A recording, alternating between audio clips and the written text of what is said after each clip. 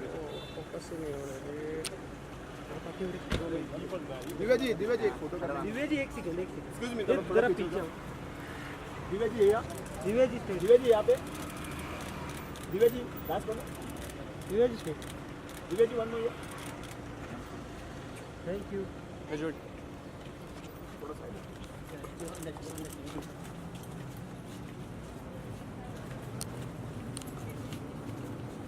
थोड़ा साइड बस बस बस यही से टाना।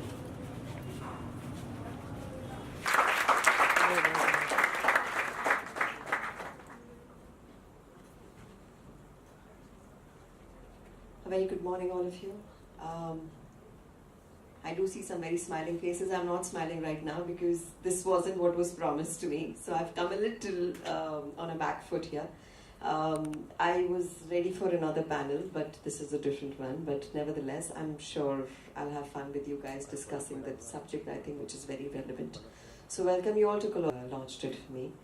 And it's a special book. I think all of us are very close to our mothers. And I lost her last year and thought there's lots of memoirs that I wanted to talk about her and share her with the world. I think all of you know me as an actor and the roles I do, but probably you don't know me as a person and who I am and why I am because and who made me what I am. So I think all that and more is shared in this book, which is called Me and Ma. Parents, I think, play a very important role in our lives, and this time when you're in college is the time when you're going to build up your dreams, when you know which direction you really want to go, and that's the time when you need the support of your parents. So many do why? How many of you? That's a lot of hands raised, yeah. So I think we need to kind of build up that gap. Your parents need to understand if your dreams are valid and they are, they kind of sync with your parents. I think they should allow you to fly, to just open up your wings and just do what you really want to do. I come from a family of doctors, and I was the first one to tell my mother I don't want to be a doctor. And there was like loads of opposition from the entire family but my mother, and she said, so what do you want to be? And I said, I want to be an actor. So there was huge pin drop silence, and everyone stopped talking to my mother and for supporting me. And I was in Punjab, I'm not from Mumbai. So just nudging this little dream of being an actor, not knowing how to go in there, to come to the big city of films.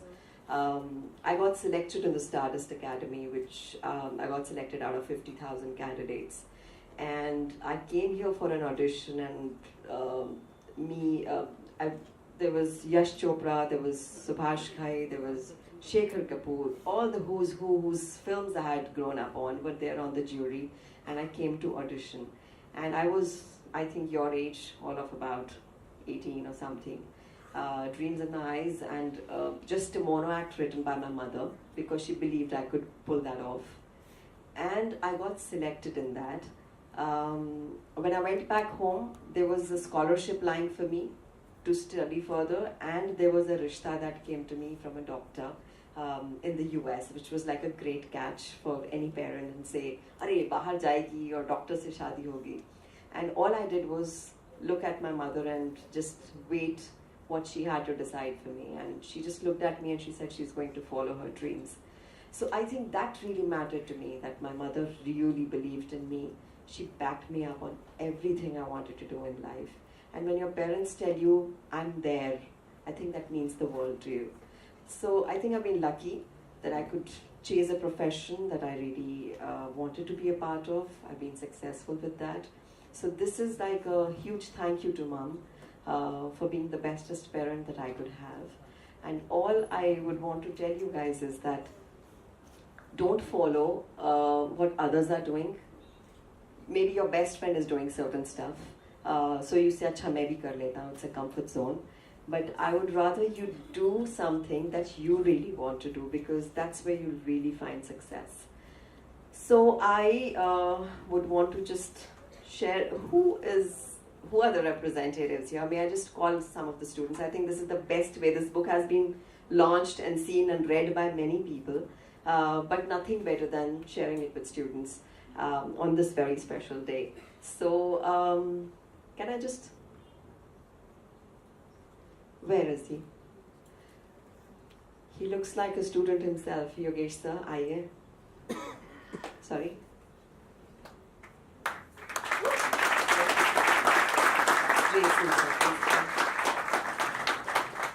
And may I also have some students here with me? I would love to just... Hi. Just raise your hands and be with me. It's just an informal thing here. Who's coming? Yeah, please come. Come. Come, lovely. So please release this for me. Hi, why don't you come by? Hi. Open it. पीछे पीछे.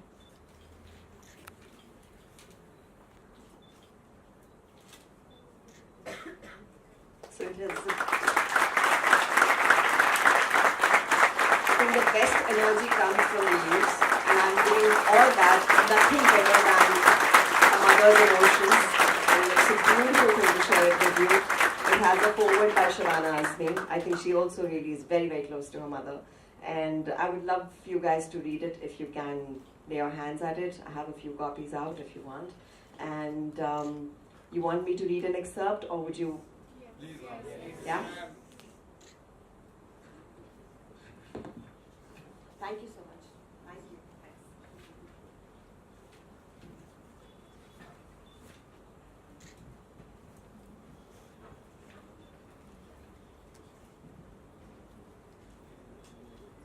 So from my childhood or from my film days? Both.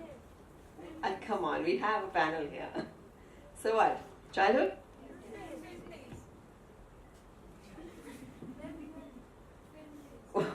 What is it? Okay, I'll read a little from both.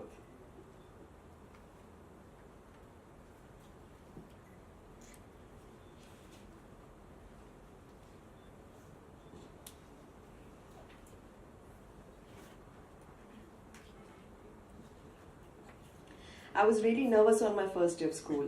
The Sacred Heart Convent School was the biggest and the best in Ludhiana in those days. Dad and Ma had come to drop me on Dad's Lambretta scooter. How I loved standing in front of Dad on that scooter, the breeze brushing past my face and my parents behind me. I felt like a princess who owned the world, blissful.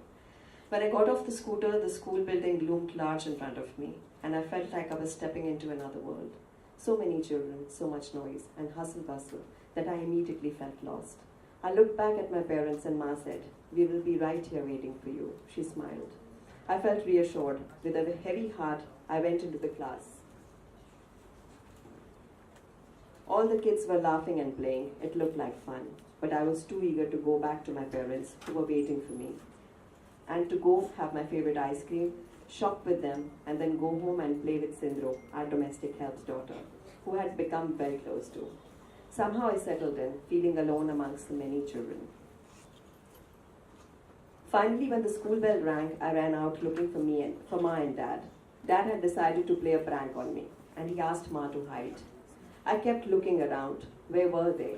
How could they have not waited for me? Why had they left me when Ma had promised that she wouldn't go anywhere? My little mind was filled with scary thoughts, and my anguish knew no bounds. Then suddenly, I felt a warm embrace. It was Ma. She had sensed my panic and immediately came and hugged me. I pushed her away, howling, "Never ever leave me alone like that. Never." She hugged me tighter and said, "Never, beta. Never ever." She never did. In fact, her support is what I could always count on, no matter what. Ma called me her princess, and I believed I was one. So one day when the school teacher came to class to cast for the role of a princess for the annual day play, the little me sat very confidently, thinking I was the right person for it. As the teacher took rounds of the class to pick the prettiest of them all, I knew she'd come and stop in front of me. But she stopped even before reaching my bench. The girl in front of me was asked to get up, and she was chosen. I was heartbroken. The teacher had missed selecting the real princess. She hadn't even looked at me. Maybe she hadn't seen me. So I made one last effort. I raised my hand and said, "Ma'am, I'm here." She looked at me very amused and said, "No, child, I found my princess." Needless to say, I was howling. I also went back to Ma to report about the teacher, who didn't seem to know my real identity. I was inconsolable. Ma sat with me on her lap and wiped the tears off my face. Divu, that was my name. Divu beta, she said gently. You are my princess, exclusively, only for me. Why would I share such a lovely princess with the teacher? You rule my world, and you're needed here. So brighten my world, and let the teacher cast you in another role, another time. Those words made the 5-year-old me understand the mystery behind it all. Yes, I was the real princess, Ma's princess, so special and so loved. Yeah, I could probably let the teacher choose me for something else another time. Until then, I was happy sitting on this lap, my kingdom.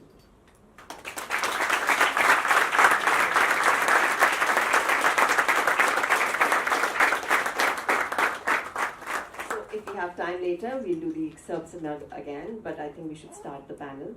Should we? Yeah? And thank you for all the love, for all the applause, and wish you all the very best. Go chase your dreams. That's what I learned from my mother, and I'm passing it on to you.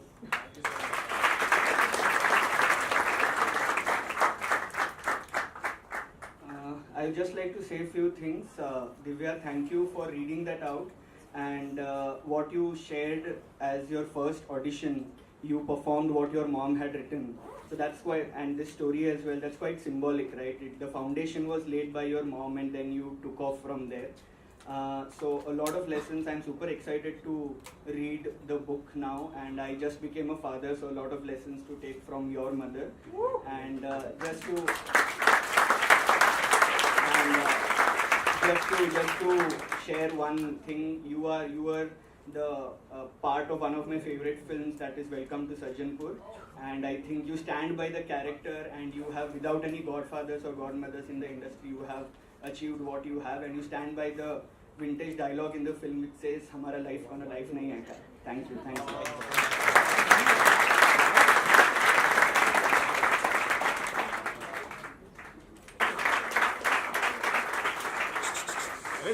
Side हो जाते रहो तुम लोग.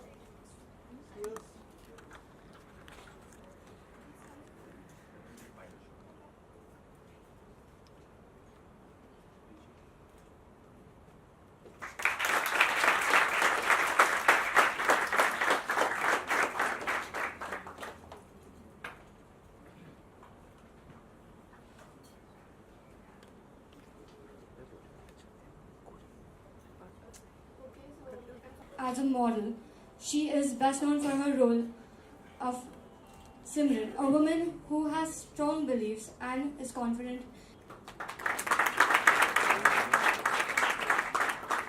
She has yet to come due to some inconvenience, but we welcome her as soon as she's here. Next we welcome Ms. Shubhangi Mehrotra. Yeah. The lead actress in the movie Call for Fun, also a dancer and a model. She's here because she strongly believes that every girl should be given equal opportunities in every field and should be allowed to do and pursue whatever they want. Here we have Ms. Shubhangi Mehrotra with us.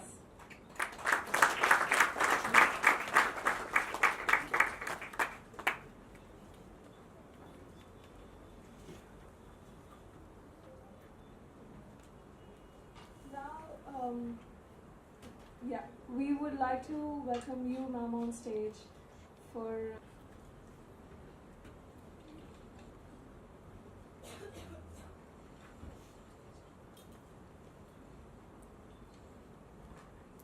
We also have here with us Ms. Mehak Arora from an NGO who also supports the cause of women empowerment. Ma'am, please come on stage.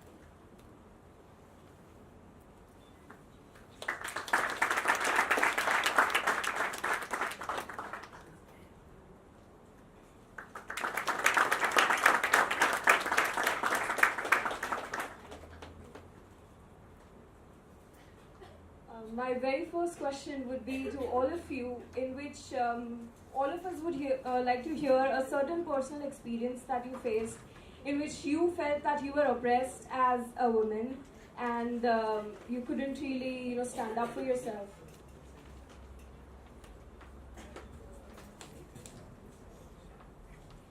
Yeah, so I would like to share it with you all. I'm actually a YouTuber. I just started my channel, and it was kind of very hard for me because I am a girl and my channel is about fashion and lifestyle vlog. So I need to use clothes, and that's where the biggest thing came, that you have to wear good clothes in your videos. Only then you can post the videos. So it was kind of very irritating because I have to show the youth what kind of clothes you have to wear for which occasion, for which place, for whatever. So it was very, like, my parents used to tell me, see, you have to see, like, are you gonna wear Indian clothes or you're gonna wear Western clothes? And Western clothes has a limit. Above that, I have faced body shaming a lot. Everyone faces it, right? I guess everyone did. Then you? Yeah. So I am kind of, like everyone sees, I am skinny. I'm not thin. So people used to tell me not to wear this. Why do you wear this? Mehek, do one thing, gain weight and then start posting videos. I guess then you'll get more views. I really don't need views. I'm doing it as a passion. I'm doing economics honors, plus I'm in an NGO. That's what I need. I don't need your suggestion over my body. That's my body and I know how to handle it well. So that's what my experience is.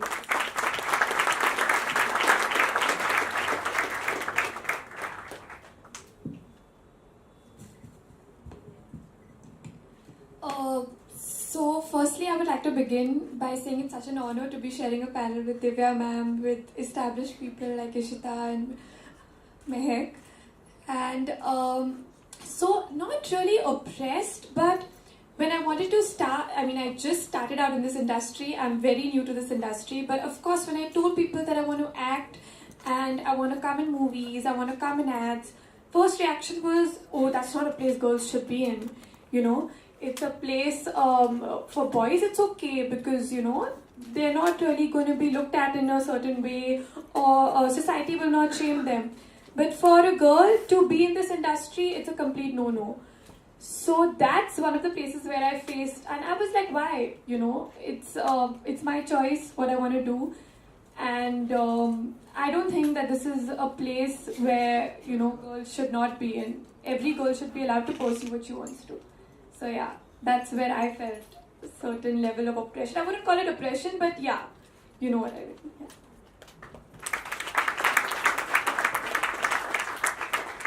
Yeah. Good morning, everyone. I'd like to share two incidents. Of course, when we talk about, abuse, violence, of course, many of us have faced it, and anybody who's traveled in a local train or even a BST bus would know what goes on there, because you get touched, you get groped, you get molested. Not all of it is intentional, but I'd like to share one funny incident and one serious incident. So the funny one is, I came to Mumbai when I was about 11 years old, and I have an older brother, and we had come to the city, and we were very naive and innocent because we had come from a small town. Now when we came here, we got introduced to the world of slang, and we learned all these English galis and all. So one day when I was coming in the bus, I happened to get touched, and I must have screamed back in English, and of course the guy who was the oppressor found it very fascinating, so I had become more sexy because I was abusing in English, and it didn't work very well. When I came back home, I shared this with my brother, and he taught me a really funny thing. So he said, "To tune kya kiya?" I said, "Maine gali diya." So he said, "Kya gali diya?" So I told him the English expletive that I had uttered, and he said, "Na bhai, Hindi mein gali de. Uska asar kuch alag hi hota hai." I don't want to encourage everybody to start abusing, but I did try that, some really nasty Hindi galis, and it worked.